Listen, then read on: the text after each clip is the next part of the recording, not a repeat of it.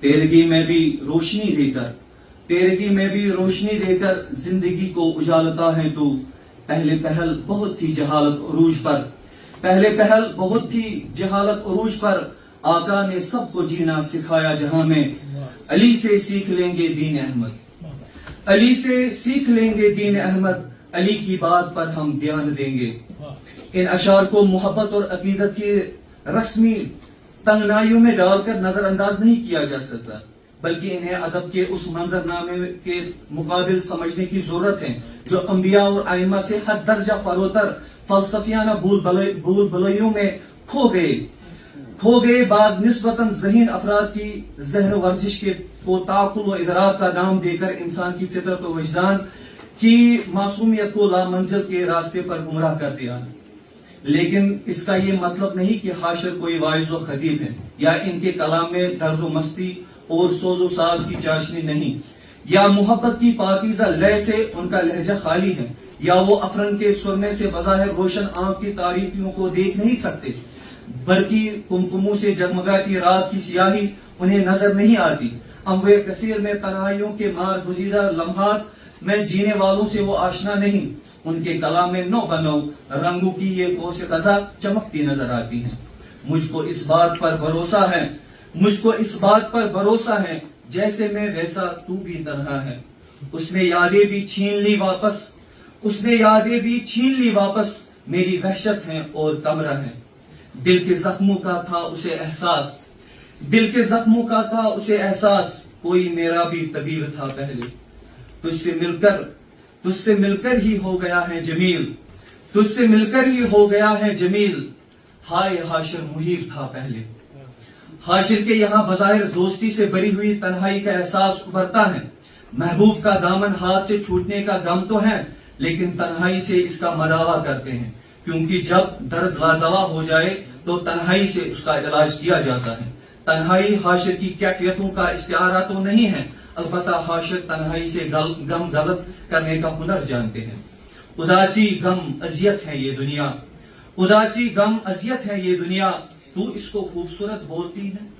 تمہارا وصل کسی اور کو ملا، لیکن تمہارا وصل کسی اور کو ملا، لیکن تمہارے ہجرتیں آئی ہمارے حصے میں۔ خوشی کی کوئی جھلک تو نہ دیکھ پائے گا، خوشی کی کوئی جھلک تو نہ دیکھ پائے گا، فقط اداسی ہے، وحشت ہے میرے کمرے میں۔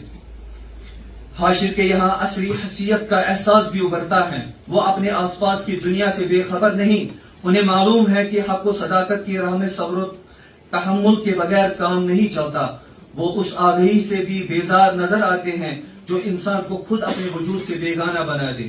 وہ اس نئے دور میں قدروں کی بازیافت کی جو بات کرتے ہیں، اس کا کبھی خدشہ ہے کہ ان کی بات سنی انسنی کر دی جائے، لیکن وہ ان حالات کا خوب ادراک رکھتے ہیں۔ شہر لت پت ہوا خون میں، شہر لت پت ہوا خون میں، عید کیوں کر منائی گئی؟ لینا ہے کام صبر و تحمل سے دوستو، لینا ہے کام صبر و تحمل سے دوستو، پتھر پڑیں گے حق و صداقت کی راہ میں۔ نئے دور کے شعر کہتا ہوں میں، نئے دور کے شعر کہتا ہوں میں، میری اس لیے کوئی سنتا نہیں۔ موجودہ دور میں رشتوں کی بے وفائی اس انسان کو توڑ پھوڑ کے رکھ دیا ہے۔ محبت اور خلوص کے موتی سمندروں کی تہیوں میں بھی اب نظر نہیں آتے۔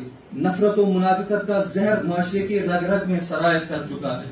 حاشر زندگی کی ان زہرناکیوں کا تجربہ رکھتے ہیں۔ اللہ منافقوں سے مجھ کو بچائے رکھ، اللہ منافقوں سے مجھ کو بچائے رکھ۔ گرگٹ صفت عزیز سپولے سے کم نہیں، گرگٹ صفت عزیز سپولے سے کم نہیں۔ کیسا ہے اپنا رشتہ، کیسا ہے اپنا رشتہ، ہر دن نفرت ہوتی ہے۔